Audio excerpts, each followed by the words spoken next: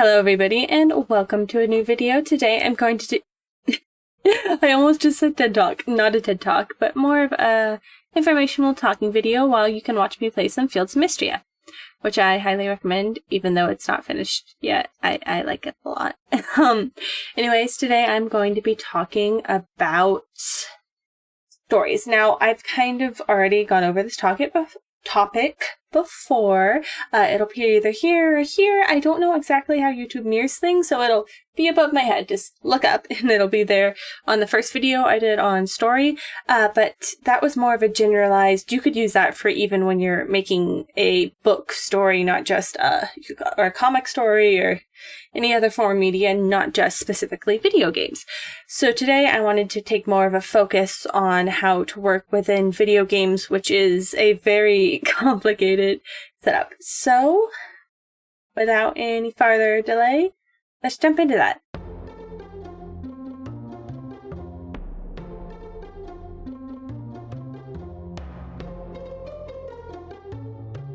Alright, so the way I always think about stories, and mind you, this is how it works in my head, so hopefully it works out or is helpful for you this way, is as a tree. So here we have our trunk. That is our main story, it's the main plot, it's the through line that connects to everything else. Now everything else is the branches. Excuse the really crappy tree I'm drawing. I'm using MS Paint and a mouse that is halfway off my desk. There we go, okay. Say there are 4 possible endings in this game. This is going to be a basic watered down version of this, right? You have the main story that happens no matter what choices you make. Then you have all the different choices you can make to get up at all the different endings. Now sometimes that could be as simple as you steal from this one person, you don't get a good ending. So that would look more like... Okay, so you're trying to go for the good ending. The good ending is right here, right?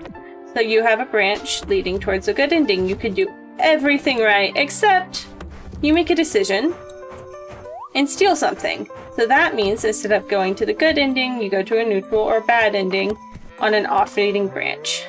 Now you could just have the direct route to the bad ending to make all the wrong choices, or you could be on the neutral path and do something bad and do it the bad ending. Now this isn't a perfect analogy, but this is kind of how it works. No matter what path you take, there are different branches that connect to different ends. So I guess roots would probably be a better analogy than branches, because those all can connect to the ground. But anyways, I'm sticking with branches. I'm so sorry. It was a big yawn. So we have our tree and we have our branches. So let me think of a... Why did I say that? I have a video game example. So over a bit. Okay. Let's see. What is my favorite video game right now that isn't a sandbox game? Well, no, sandboxes get a little more complicated. I'll go into that later. Let's just think basic story-heavy game that I have played recently. I haven't completed that, so I can't talk on the ending for that one. Oh, good. Okay, no, I'm going, I haven't played this recently, but I played it recently enough. Breath of the Wild. Now, if you've been living under a rock and don't know what Breath of the Wild is, it's the 3rd most recent Zelda game to release. It goes Breath of the Wild, Tears of the Kingdom, Echoes of Wisdom. I guess I could have done Echoes of Wisdom. Anyways, nope, we're sticking with Breath of the Wild because it has multiple different endings. So these different endings are actually pretty simple. Breath of the Wild has a pretty simple story. So you have 2 endings. One, where you've collected all of the memories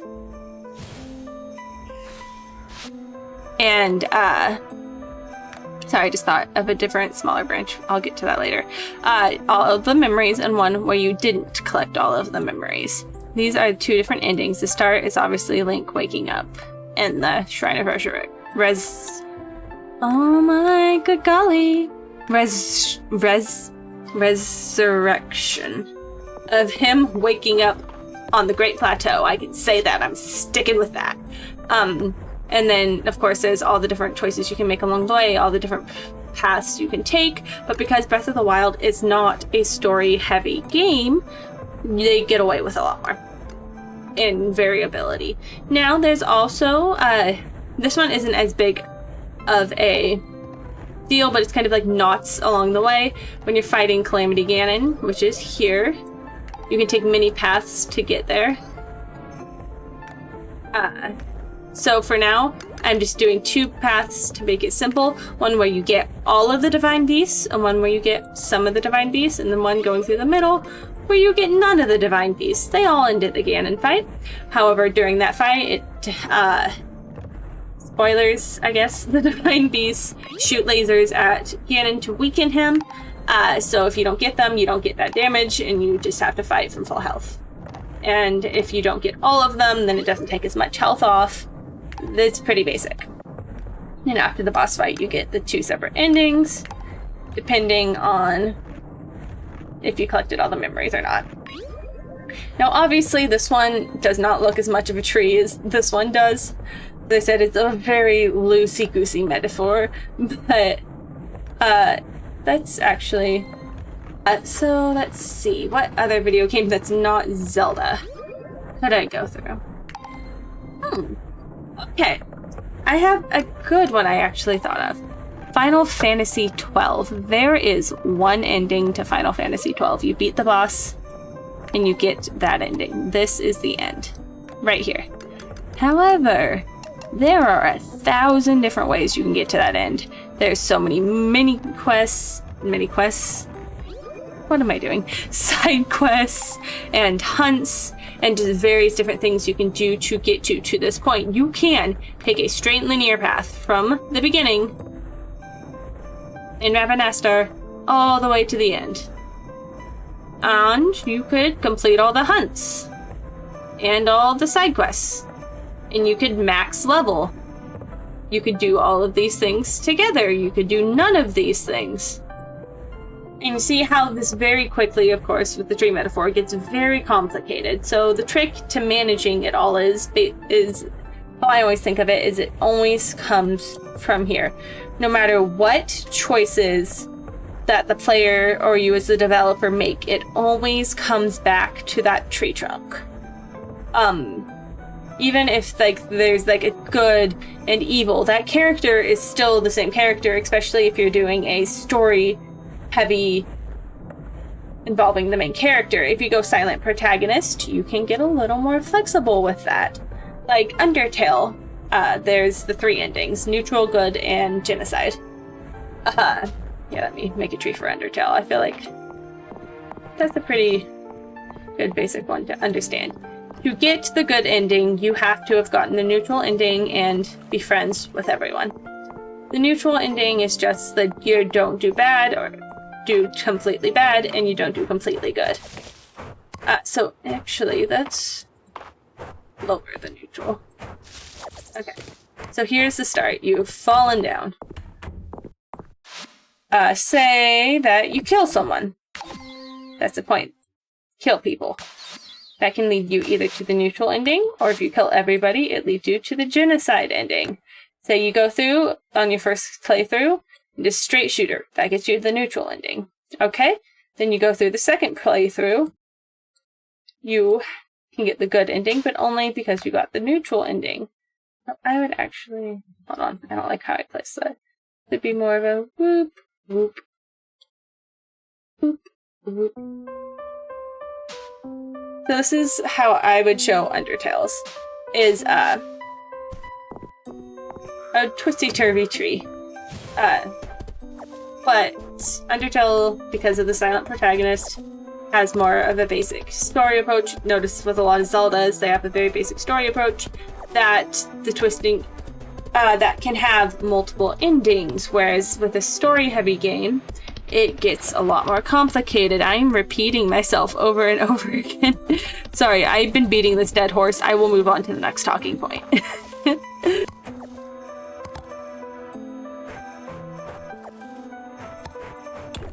so let's talk about Eve. Eve is an RPG Maker horror game. It's one of my favorites. I did a playthrough of it. I might have to do a different one. But it has so many endings. And a lot of those endings are based on decisions you make at the end of the game. Now, to get those endings, you have to make decisions throughout the game leading up to it. Like, the promise of reunion is, in my opinion, the good end. I don't know if it's actually the good end or the true end. Okay, go away. Oh my gosh, the ads on this website are insane. You have to get enough friendship points, or as they call them, bond points. And then you have to choose at the ending, spoilers, to take his hand and go through the painting. So, to get to this point, you have to take many choices. So first, okay, I actually know this one well enough to do a map. Okay, so you have the start of the game, and then I'm skipping everything to the point you meet Gary, because there's not a lot of varying options until you meet Gary. If you tell Mary that you like Gary better, it'll boost his points. If Gary does not go insane in the bunny room, so let's actually does not go insane with bunny room. The Mary scene is more to end points with Mary, so it doesn't matter as much. You find his rose and return it to him. You have his lighter. You choose to burn the painting, so I'm including that in one. And then at the end, you follow Gary through the painting. There's the other option where you follow the fake mom and walk away from the painting. That's an ending. Where you don't burn Mary, then I think that leads to the hanged man ending. Where you don't follow Mary through the portrait, that's a different ending. I can't remember what that one's called.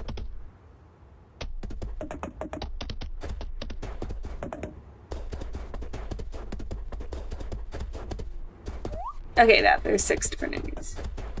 Eat all alone. Okay. Yeah, you end up with Eat all alone.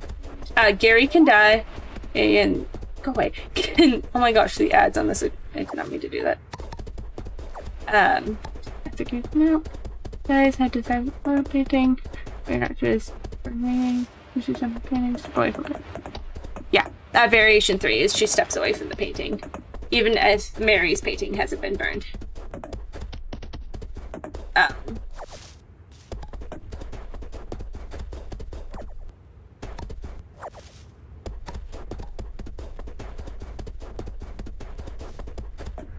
I have never gotten variation for Eat All Alone. I didn't even know that was an option. Sorry, I was reading that. But yeah, if Gary dies, you get the hangman. Okay, I thought so. It's been a while since I played this game. But yeah, this is more what it looks like. So Gary dies. Yeah, because Gary lives here, Gary dies here. Then there's another option you can get from that. A lot of these branch from the same point. When talking to Mary, which happens about here, if you say you prefer Mary, you can get a bunch of Mary's different endings.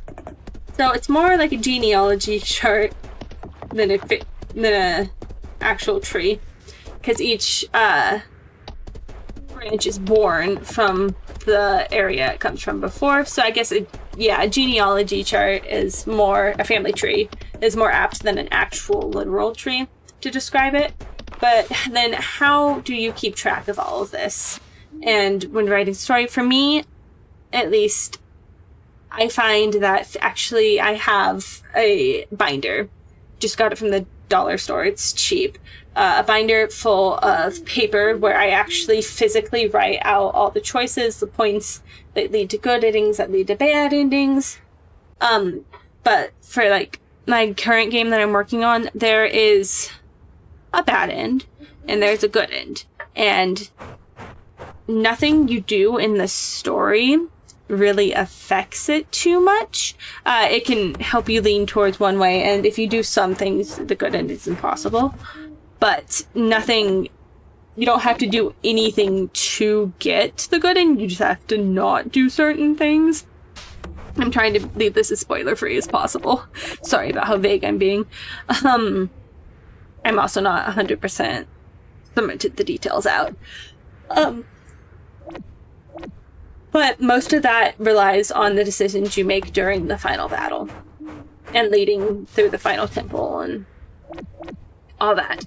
So it, as I said, it's very variable depending on the type of game you're making. A lot of times, like puzzle games, they have one ending. You solve all the puzzles, you get the ending. Your game does not have to have a huge branching storyline. It does, the benefit to it, like pros, I suppose, would be that it gives the player a sense of agency in the game, like their decisions matter and they're not just playing through a visual novel, but they do changes the outcome of the story. Cons, it's hard to keep track of. It can get very convoluted very quickly, and if your good ending is hard to get, then it will frustrate your players and they may never get that good ending. I would suggest for a first game to have... Does it sound like my desk is laughing at me? I would suggest to have only a few endings. Do not make that list 1,000 miles long of all the different endings you can have. Simplify it. You could just do like an Undertale, good, neutral, and bad ending. You get the neutral ending if you don't do anything particularly good or particularly bad. You get the good ending with the good stuff, the bad ending with the bad stuff. I find that, at least for beginners, is the most simple and easy to understand way. And on the note of Undertale, I highly suggest that you go back and play some of your favorite games again. And this time, as you're playing through it, pay special attention to what it takes to get good endings, what affects the story, if mini-games just give you bonus items, or if they have any grander effect on the scheme of things, like in Majora's Mask. Those mini-games are actual game and they have a huge impact on Termina and everything around you. I've never finished that game because I get way too distracted and are really bad. So when you only can get halfway through the temple in 3 days, there's really no point in playing the game.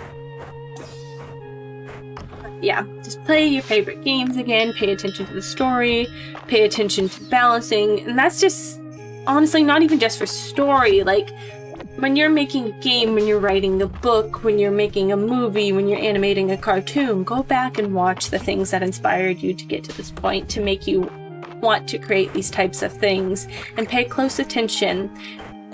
Look at it like you're trying to write an English essay on it. And just really focus, tear it apart. All the things you like about it, all the things you hate about it. Go online, see what other people liked about it, what other people hated about it. And especially if it's something in the genre you're working in, it's really important to know what works and what doesn't, especially if you want to monetize your game. It takes a lot of research if you want your game to be successful. So go do it. I know.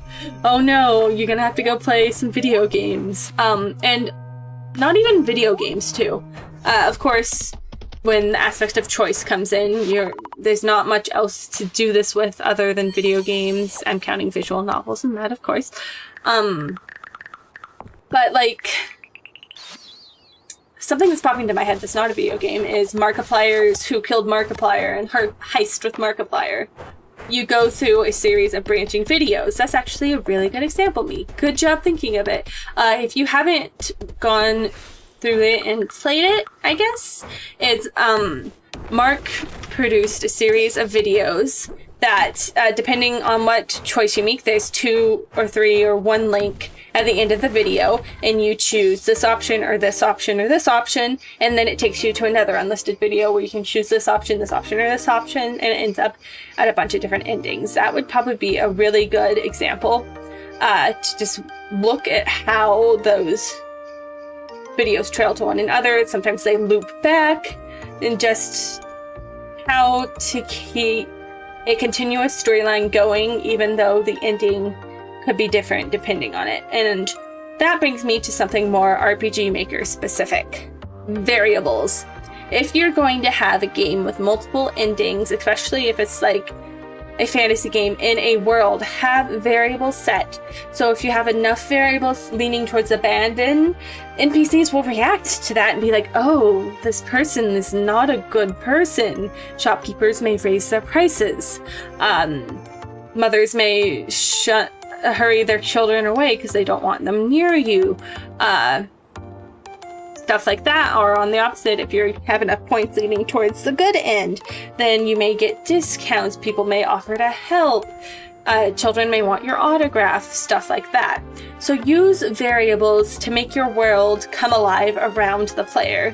Because if your player is just a horrible person doing horrible things, a child's not going to walk up to them and be like, wow, you're my hero, right? So that, I think, is if you're going to take anything away from this video, take that away. I think that is all I have for you today. I know it was very rambly, and I apologize for that. I tend to word vomit, and instead of writing an entire script for this, I have a note card, which has a couple talking points on it. And, you know, I could have written a script for this. However, I didn't want to. I don't make any money from this. I'm just kind of doing this for fun, so you get to enjoy my rambles. But yeah, speaking of which, I am almost to the first subscriber goal. I'll pop the little graphic thingy that all the YouTubers use on the screen. However, my watch hours are very, very far away still. So the first YouTube partner goal thingy mabob is 500 subscribers. And then the watch hours, I think, is like 1,000? I'm not 100% sure on that. And the graphic will show you, and show you where I'm at. So if y'all are in the mood, maybe put on one of my videos in the background as you work. And just, you know, let it play.